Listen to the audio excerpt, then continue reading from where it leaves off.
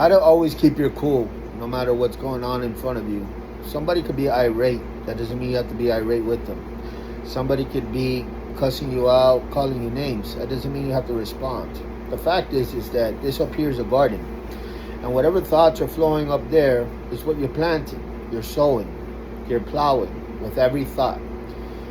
And you're watering it as you go on with those thoughts. You focus in on joy or peace or love or whatever. And then when somebody wants to disturb you, it's up to you to let them in.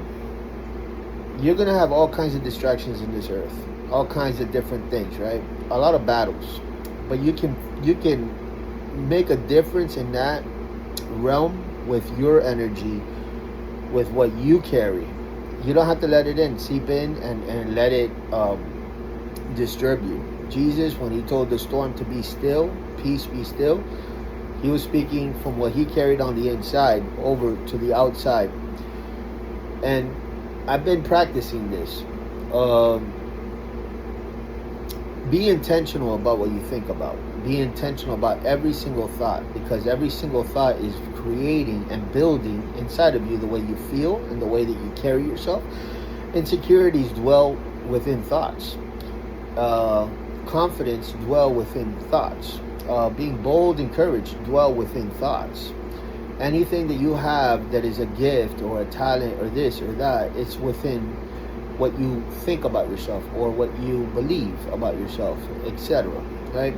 That's why the saying goes, what those that think that they can and those that think that they can't are both usually right.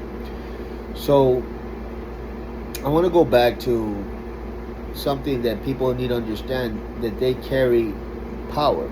The power that you carry and I carry has to do with what you bring to the table, your belief system, how you carry yourself. Opinions are a dime a dozen. Everybody has them. And that's usually what people are splurging out of their mouth. Even what I'm saying right now could be considered an opinion. So it's up to a person to purchase or sell according to what they believe. You purchasing and selling all day long. Purchasing ideas, purchasing thoughts, purchasing the reality that you want to portray from within, right? People have angles and views to look at life from. And according to how they see life, is the cup half empty, is it half full? That's how they're going to radiate what they carry on the inside, right? You don't like how you feel, change your position, change your seat, so to speak. It's so important that people understand that you're not the sum of other people's thoughts. You're not the sum of other people's opinions. You're not the sum of other people's energy that they're channeling towards you. Once you figure out and find out that you don't have to accept it, you don't have to receive it, you don't have to take it in, that you can radiate your own, how do I put this? Like your own power, like your own, like your belief system, your thoughts. Like you can cultivate a beautiful garden up here if you want, or weeds up here if you leave it unattended. There's a lot of weeds. Weeds come with negativity. Anything is toxic about yourself, those are weeds up here. So those weeds, what happens is that they marinate into our feelings, right? And then we carry ourselves timid, fearful, scared, cowardice, all this stuff, all because this up here is not being tended to. But you start to tell yourself the story of who you are in this story. Like, get to know yourself. Who are you in this story that you want to write, right? It's so essential, it's so important that you understand these very basics, because according to how this is doing, this is going to be the portrayal and the outlet. It's the input, but it's also how you're going to perceive everything. So it's both, and it has almost everything to do with life. This up here. Does your heart, soul, spirit play a role? Absolutely. But what do people call other people when they're in a hospital bed and this is not functioning? They call them a vegetable, right? He's in a vegetated state, right? What happened to that person? Their soul, their spirit, their heart are all functioning. What happened to that person? He said this stopped working. So it tells you the power of the mind, right? When this is clear, focused, concentrated on a goal, and you'll be amazed as to what you could accomplish. Where people go wrong is that they got too many goals, too many visions, too many dreams, too many options, and they spread themselves thin, and they don't focus in on a target to accomplish that one target and go to the next. So it's a system problem. It's a system error. It's not a you error. It's a system error. You got to weed out some stuff that is dysfunctional, that is out of order, out of whack with your time schedule and all of that. But that doesn't talk about your identity. That talks about going back to the blueprint and organizing everything, your thoughts, your actions, your deeds, the way you look at yourself. And so it's a beautiful thing that even if you're a mess, that you can start right now and implement those crucial ideas and thoughts about yourself, that you want to replay it over and over again in your own head about who you are in this story and where you're heading into and what you're going to have, etc. And when you don't allow distractions to steal that, when you don't allow weeds to grow, when you don't allow, because you got to play a role here in watering that garden, when you just implement the thoughts that you want to implement as to who you are in this story, and you water it enough, you'll grow a harvest. The harvest looks like you reaping that in real life. You becoming that in real life. I'll give you an example in the one in the video. The example is that I grew up in a middle class home, and my mom was always working and stuff like that. She's a very good mother, love her to death, very loving, caring, and giving, precious, like an angel. Didn't drink, didn't smoke her whole life, didn't gamble, nothing, right? So I say that because I did do all of those things. So I didn't get it from her. But quick little testimony. I remember in school it all started with seeds. Seeds come in the form of, like right now, I'm sowing seeds. Seeds come from other people in their opinion. Remember we talked about that, and the way they view life, and then whether or not people purchase it or sell it, right? If you purchase it, you're going to get the fruit thereof.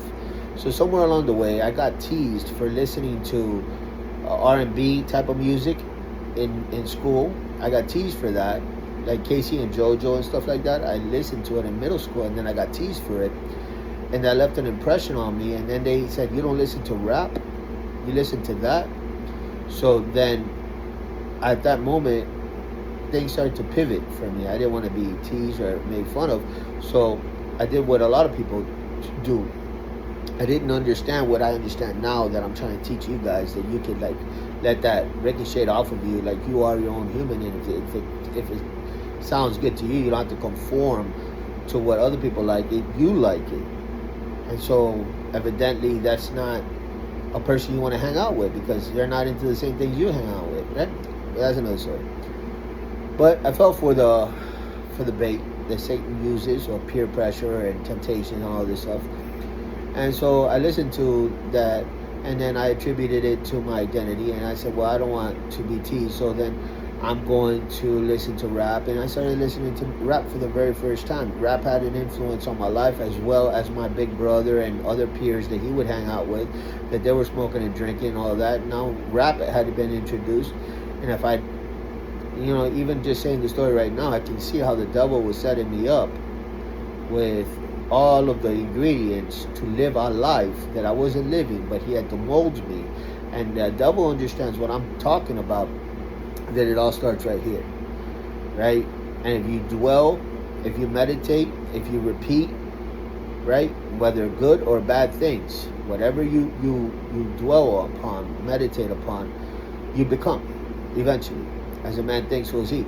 So what did I start to dwell and meditate upon? Well, the lyrics and the music. I started to learn it. I started to jam to it. I started to listen to the rhetoric of the peers and the friends that were aspiring gangsters and thugs and wanting to fight and be lawless and all this. And I started to learn a whole new world. Now here comes a middle class, lower middle class guy, right? He's not a gangster. He's not a thug, right? He's actually preppy in a lot of ways. And Now he's being introduced to his whole sphere. Now, I wasn't that. I wasn't a thug or a gangster, but guess what?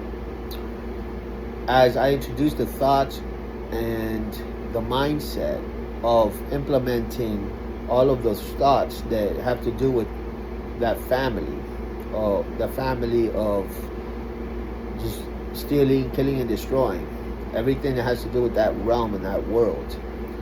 As I introduced, the devil doesn't take you from, stealing gum to diamonds overnight. But that's what it became for me. I stole packaged chips, I stole donuts, I stole soda, I stole and little things, and it was like a little high for me when I went to the grocery store, and I got all this attention for it. And then it went from that to more bigger and worse things, and I'm not proud of that. But what I'm trying to pinpoint, what I'm trying to focus on, is how it all got started was when I purchased the idea that my identity was the wrong identity and that I had to form this new identity for people to like me. That idea right there, when I purchased that, I became something I wasn't. By default, I had left myself behind, and now I'm pursuing something that I don't even have the full context on, but I just know that there's like a thrill, there's like adrenaline, there's energy there, there's people wilding out and all this stuff, and for me that was enough.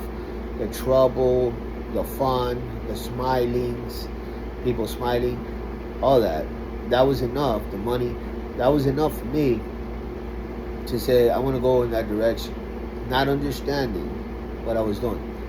Now I started to see how demonic everything is in that realm. The devil goes and paints things out from the outside in. When you're on the outside, you're looking at the music, people dancing, smiling, fornication, you're looking at hookups, you're looking at all that. You say, wow, I want to go over there. That's from the outside in. Once you're on the inside, nobody talks about the backstabbings, the two faces, the robberies, the stealing your girl, the dirt that people do to each other, the drama, the police, the death, the funerals, the people setting you up. Nobody talks about any of that, and I can go on. But that's what's going on the inside of that same world that you were attracted to from the outside. And as you get to know it better and better, the way that you move up in that world is by becoming worse and worse, by doing more lawlessness. So you're working for the devil, you don't even know it. You're going straight to hell, you don't even know it. As was I. And I was a disciple of the devil. I was like, and for me, I was living for myself in the sense of reputation, image. I wanted people to respect me, fear. These was the goals. This is what I was trying to attain.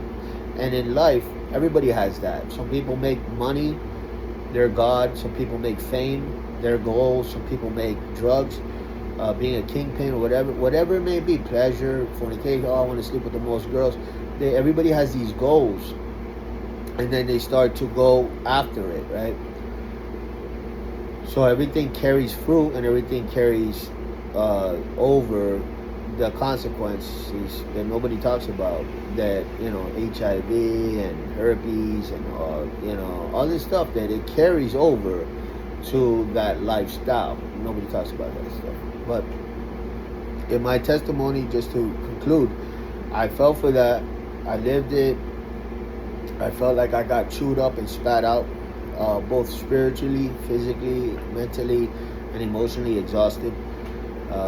Gave my whole life over to drugs and alcohol from the age of 9 or 10 all the way to the age of 24. I did a whole lot of drugs, a whole lot of alcohol, a lot of party, a lot of girls, all this stuff. And what everybody paints out to be fun and exciting and this, that, and the other was very traumatizing to me and everybody I know as well. And my testimony is already on YouTube, but the whole point there is that people don't talk about the inside. They only talk about the glamour of the outside, and that's the devil's trap. But was I a gangster growing up? No. But did I become one later on? Yes. How? Through my thoughts. I started to think like one. I started to practice. I started to get good at it. I started to practice some more. I started to get better, and by years and years of practicing anything, you'll become that. That's both. That goes for good and bad in life. That goes for wanting to be a professional businessman. That goes for wanting to be a Christian, or that goes for wanting to do whatever. So pay attention to your thoughts, because according to your thoughts, that's the direction you're going in. So God bless you.